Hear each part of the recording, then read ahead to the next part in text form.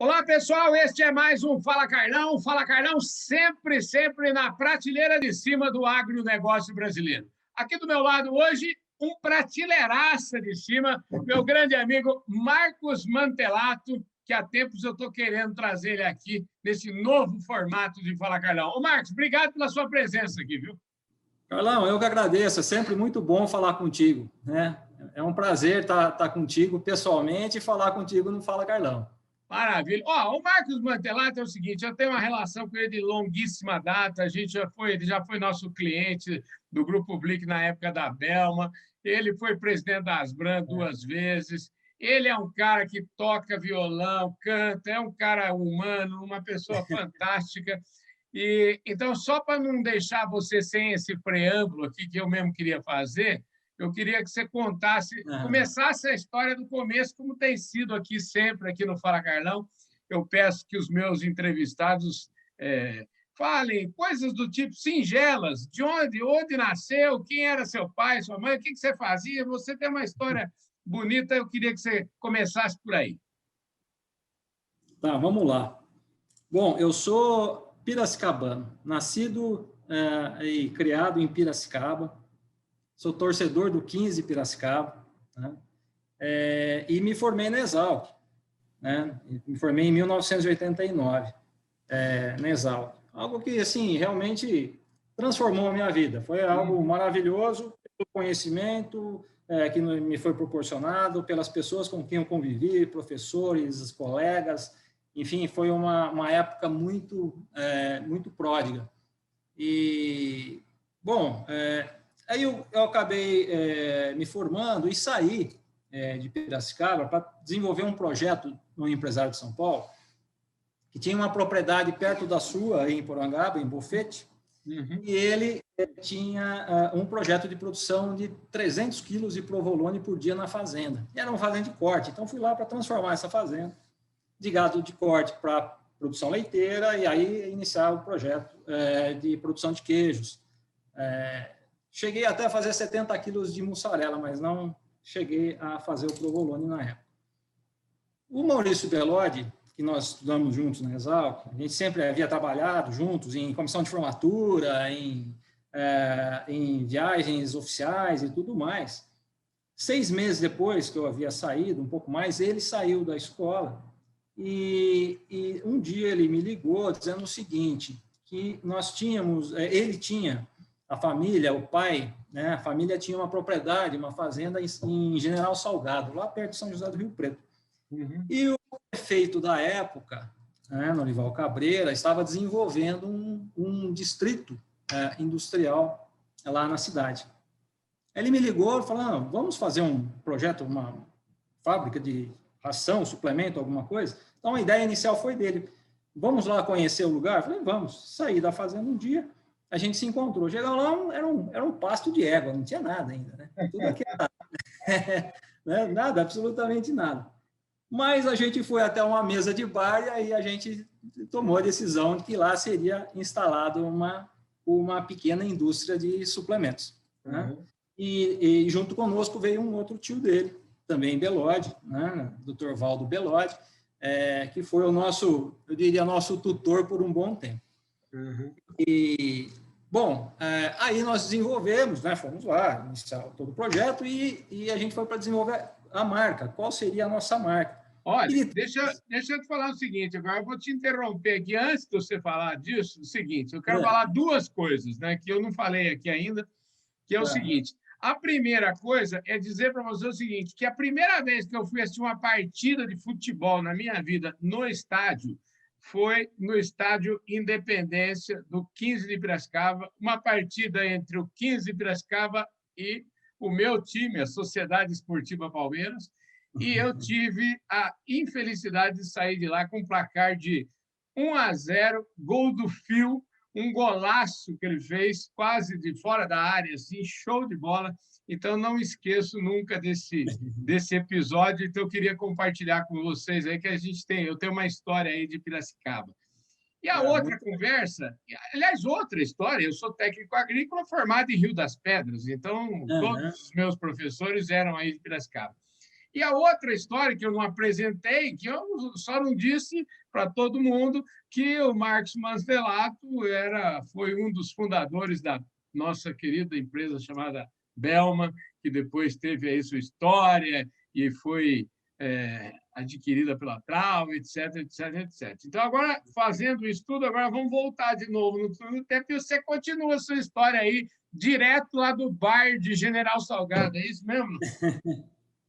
Bom, do bar de General Salgado, bom, só relembrando um pouquinho a questão do 15, essa época que você teve lá com o 15, que era a época do Romeu Ítalo Ripoli, era o nosso presidente do 15, foi uma época gloriosa do 15. É verdade, foi muito... é verdade.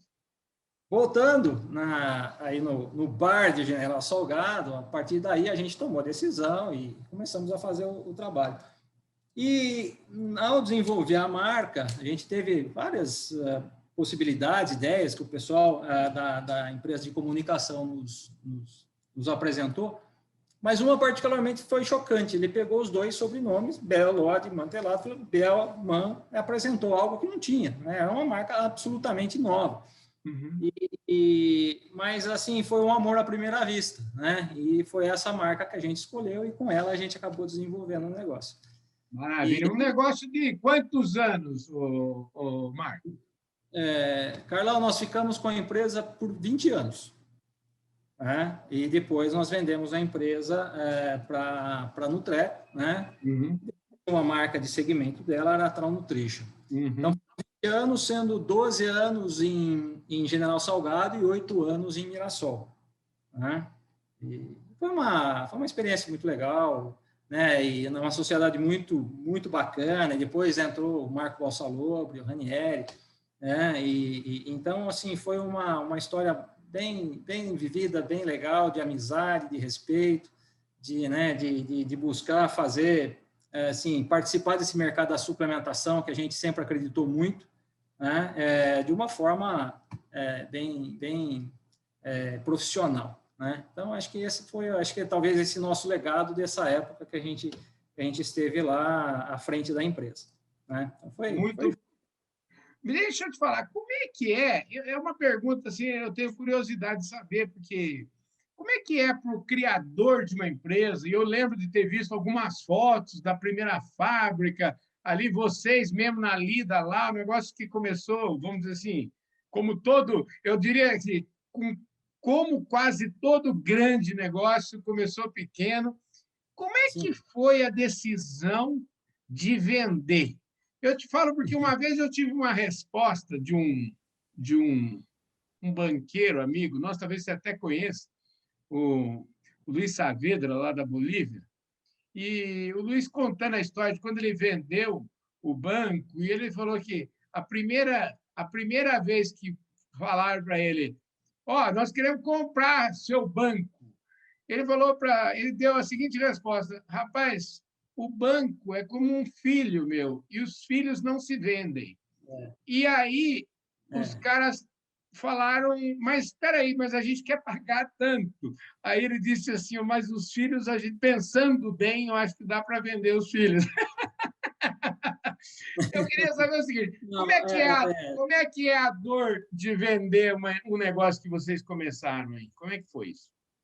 É uma decisão difícil, né, Carlão? Porque nós passamos 20 anos e foi um negócio efetivamente do zero, né? Uhum. Então, não existe nada. E na época nós tínhamos muita dificuldade, porque existia uma Cobrac lá em Araçatuba, uma cooperativa de produtores imensa, e esse mercado da suplementação, ele tinha um outro nível de competição naquela época. Uhum. Né? Assim, você realmente tinha que provar que você realmente podia fazer algo adequado para o mercado. Enfim, nós tivemos todo esse crescimento, mas chegou um momento em que, de alguma forma, para nós, havia a possibilidade de ficar com a empresa e havia a possibilidade de vender, pelo interesse da Nutrec e tudo mais, e existiam algumas vontades individuais de também desenvolver outros projetos. Né? Então, assim, foi uma decisão madura, né? Nada, assim, para a época, a gente até achou, talvez a gente possa ficar mais um tempo com a empresa ou não, mas a gente acabou tomando a decisão de vender porque era uma oportunidade e era uma oportunidade de alguns de nós poder desenvolver outros projetos que não na área de nutrição. Então, foi isso, basicamente, a nossa decisão. Agora, é uma decisão dura, é uma decisão difícil, né? Porque há um componente emocional muito grande nisso, não tem jeito. Eu fico imaginando... Mas, assim, faz parte da vida.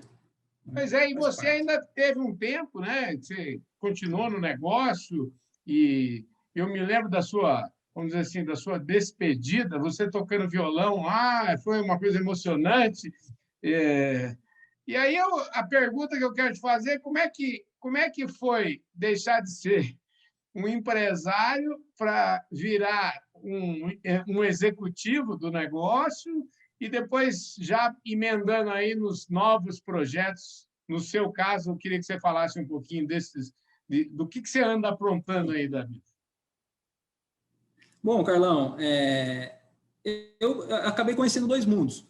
Um que é do empreendedorismo, de você desenvolver algo, né, e ter uma ideia e chegar até um ponto de desenvolver uma empresa robusta, né, e daí ela ser negociada.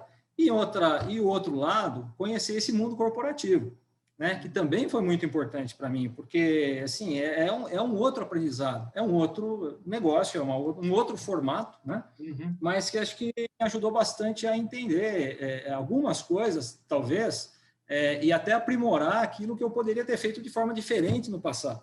Né? Então, foi uma experiência muito válida, né? Eu acho que aprendi muito, busquei dar a minha contribuição para a empresa. Nesses 7 anos, eu tinha um compromisso de ficar 5 anos, eu acabei ficando 7 anos lá. Né? Negócio. Eu até não achava que era tanto, não. Olha só, ficou bastante tempo. O tempo passa. Mas, assim, eu vejo como uma experiência muito válida. Né? Eu acho que aprendi demais e isso acho que foi algo bastante positivo também. Enquanto daí chegou um momento que também, né, é um livro que você abre, né, determinada página, fecha e cria outro e tudo mais, e segue a vida. Né?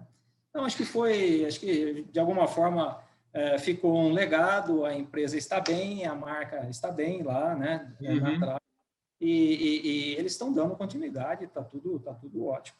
Né? Escuta, esse é um mercado, assim, eu acredito muito, né, no mercado da suplementação. Sempre te falei isso na época das Asbran e tudo mais, né? O suplemento, ele é um carregador de tecnologia, né? É muito, muito bom. Porque imagina o seguinte, você pode desenvolver uma molécula em qualquer lugar do mundo. Imagina que lá na França, na Itália, seja desenvolvida uma enzima ou algum promotor de crescimento, alguma, né?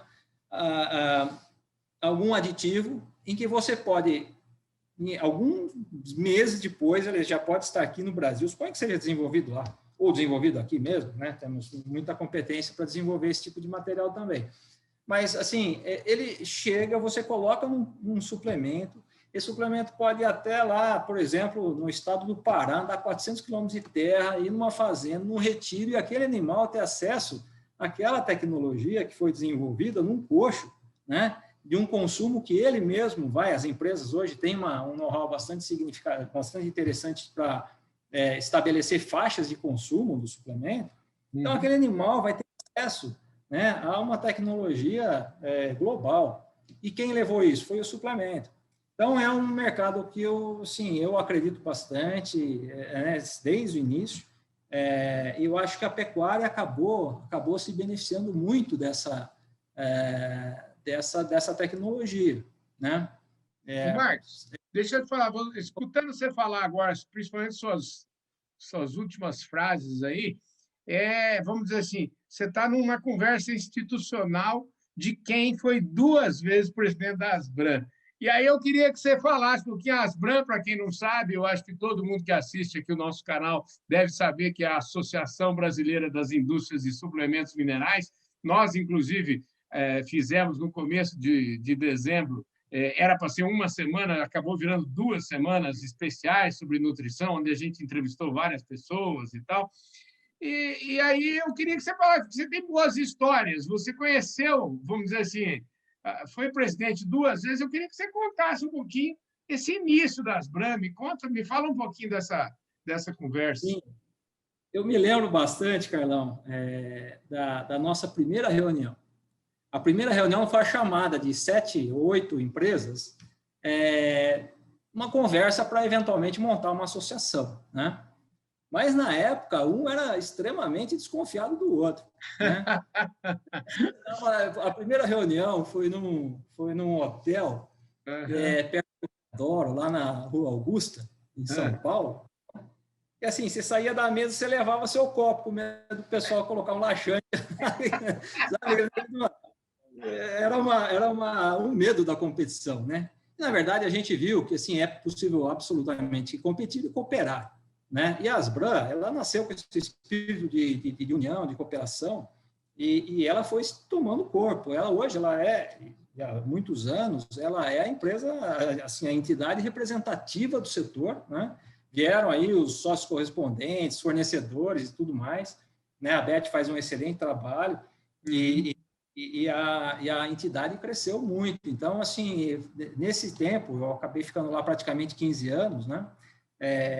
Deu para perceber todo o desenvolvimento da associação, mas ligada também ao desenvolvimento do setor, né?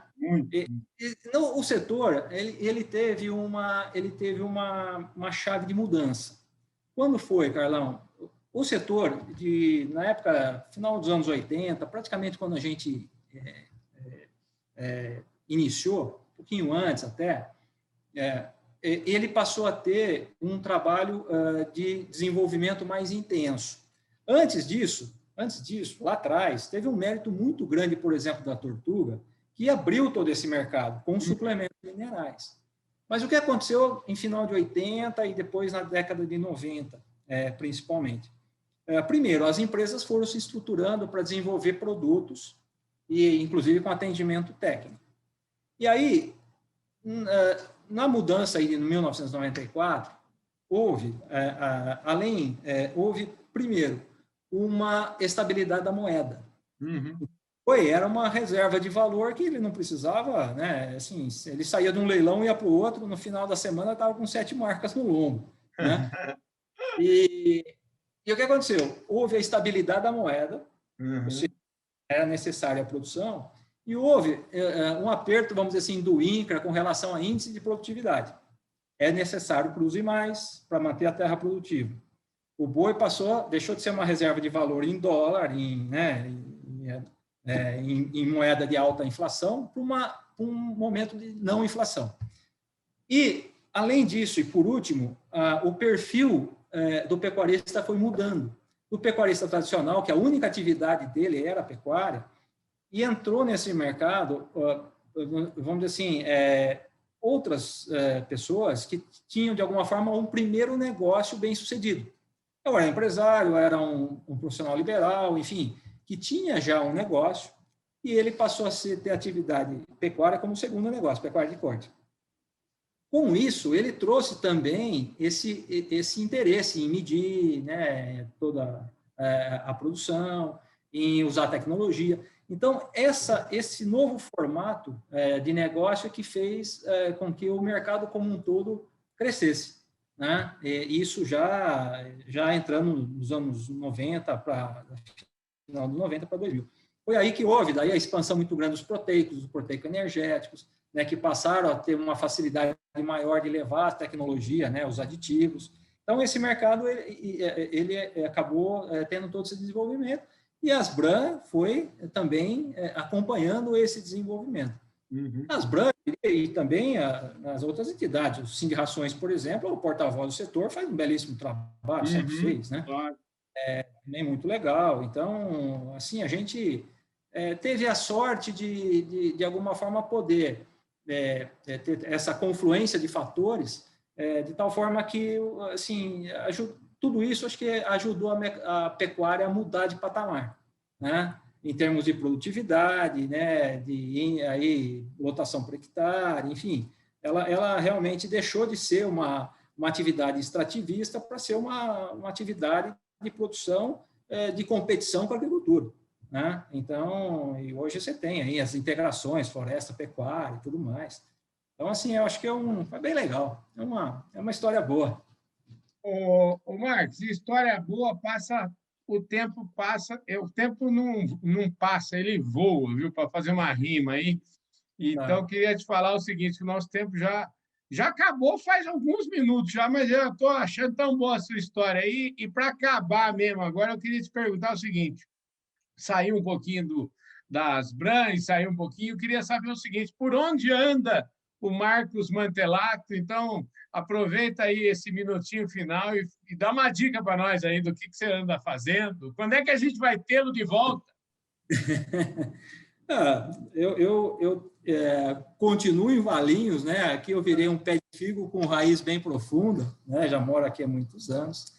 E tenho desenvolvido, Carlão, alguns projetos de apoio de fusões e aquisições, né? De M&A, e também projetos de apoio a empreendimentos rurais.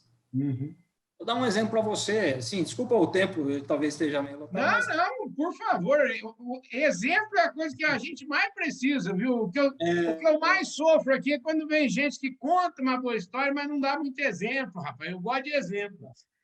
Mas eu vou dar um exemplo de algo que está acontecendo muito interessante no mercado do agronegócio. Né? Uhum. Tantas coisas que acompanha no COSAC também, que é outro lugar maravilhoso, esse fórum, né, de nível, tanta coisa interessante acontecendo, mas uma particularmente a